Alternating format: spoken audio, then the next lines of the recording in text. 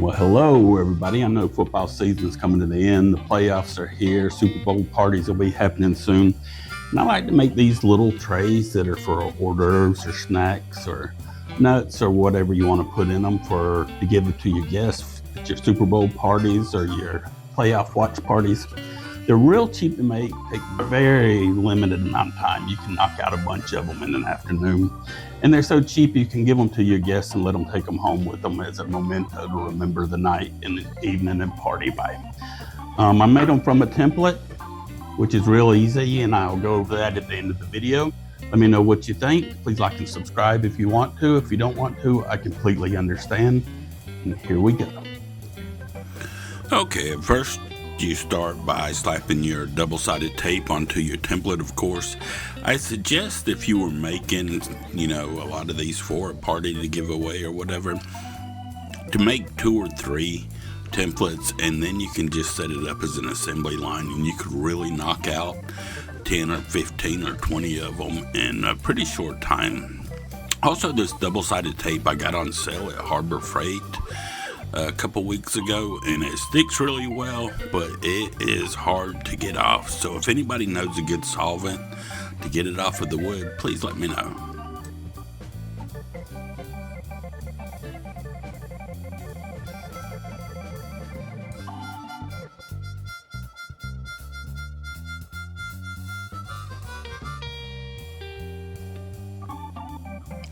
Next, just use the Forstner bit to hog out as much of the middle as you can.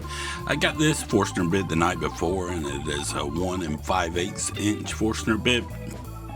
And I do have to admit, after using it, I read the instructions and realized that I was using it way too fast. So hopefully we didn't affect the sharpness of it.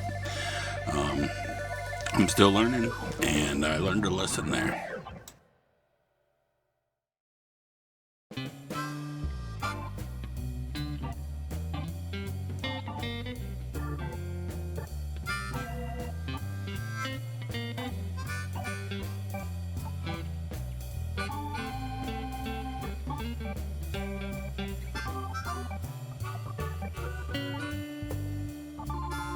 For any other beginners out there like me, I just want to point out that the goal of using the Forstner bit here is just to remove as much material from the center of the tray as possible.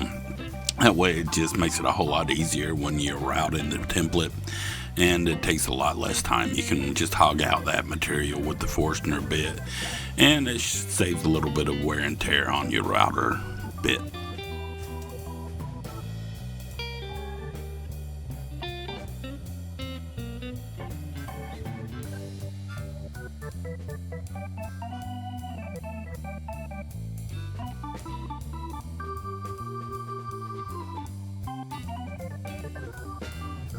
Once you're done hogging it out, just use a chisel and clean out the middle bits as much as you can.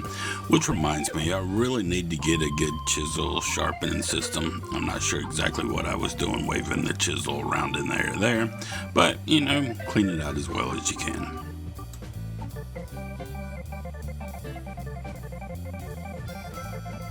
In full disclosure, it took me forever to figure out how I was going to mount this and hold it down so that I could route it, and I decided not to include that footage because watching it back, it is rather embarrassing. It is quite comical, but I decided I did not feel like putting myself down that much today.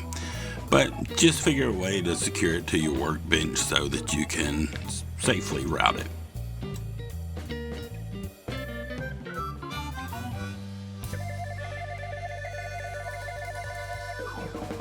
One of the most crucial steps when using a template is getting your depth correctly set on your router.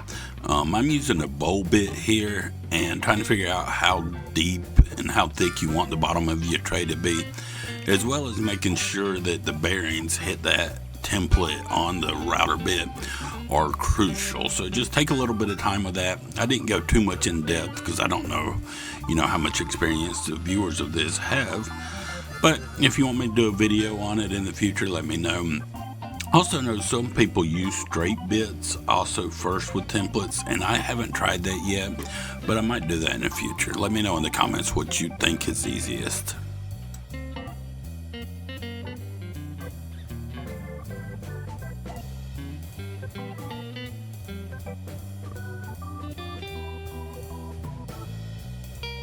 I also want to point out, and I am by no means endorsed by them, and I wish I was, but I purchased a Miles Craft base plate aftermarket with like 8 bushings the night before, and it made this so much easier. I made the first tray off camera to get everything down pat, and then I went and bought the Miles Craft base plate, and it made things so much easier, just giving it that little bit more surface area.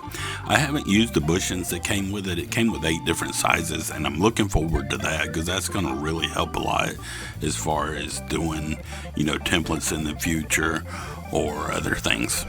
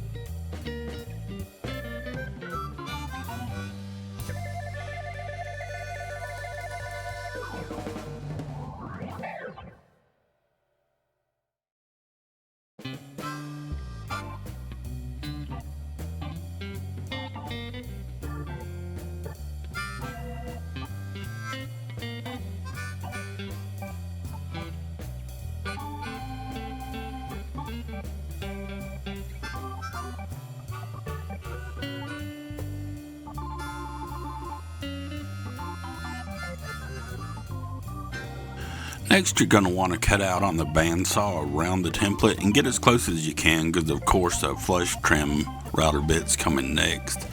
And I do have to say, I got this Wind bandsaw less than a year ago, and I love it to death, but I tried to change the blade, and I'm not sure if I'm getting the blade tension right because it makes some ungodly noises sometimes.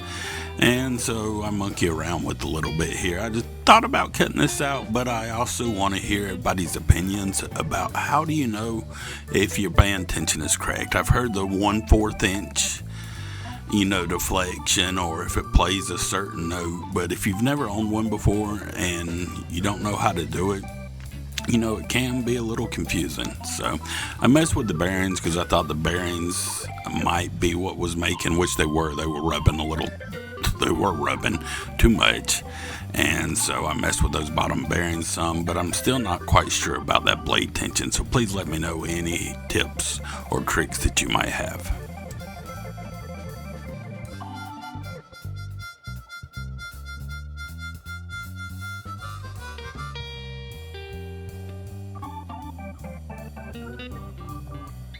But like I said, just make sure you're getting as close as you can to your template without, biting into it, of course. And there's something I love about a bandsaw. I don't know what it is. A lot of people are real big on table saws, but I just love the versatility of the bandsaw. It's probably my most enjoyable tool there is that I have so far to use.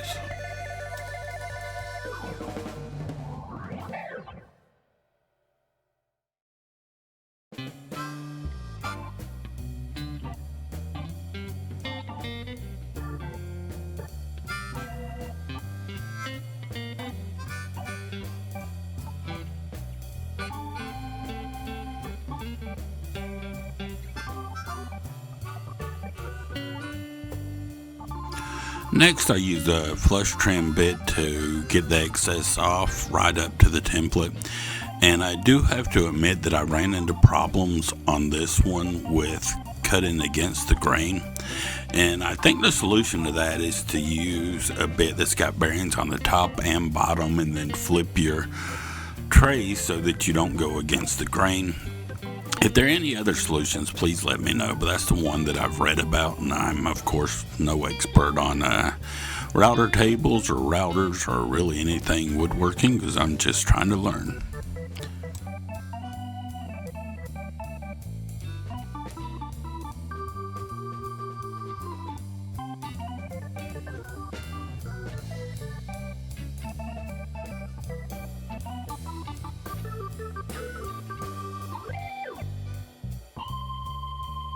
And then I used a round over bit to round over the top and bottom edges just to make it, a little more polished and to make it shaped a little more like a football. I think there you can see that big cutout that I had from the other bit, and I was thankfully able to sand most of that out.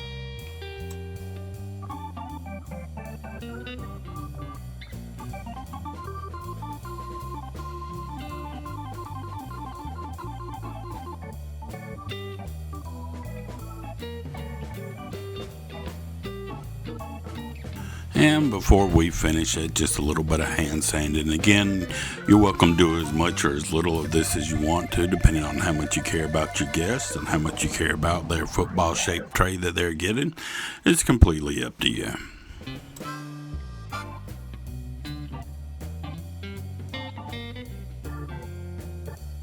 For finishing, you're going to want to make sure you use a food safe finish if you're using this for snacks. I use some just leftover board butter that I had from a cutting board.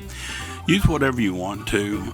Again, this is completely up to you, depending on how much you care about your guests, how much you care about the looks of it, and you just want to stay safe with what you give them. And that's pretty much it. Don't spend too much time on it. If you're making a bunch of them, just make it presentable.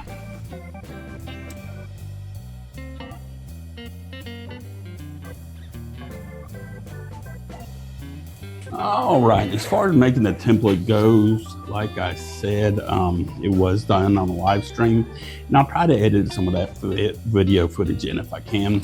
But I just printed out a football shape like this in several different sizes, and printed one at like 50%, one at 60%. Printed a few of them at different sizes for the inside and outer lip, and found which ones I liked the best. I think it was a full page at 100%, and I used 50 and 60 or 60 and 70% is what I used to make these templates. Then just used some 1/4-inch plywood, cut it out on the bandsaw, and away we went.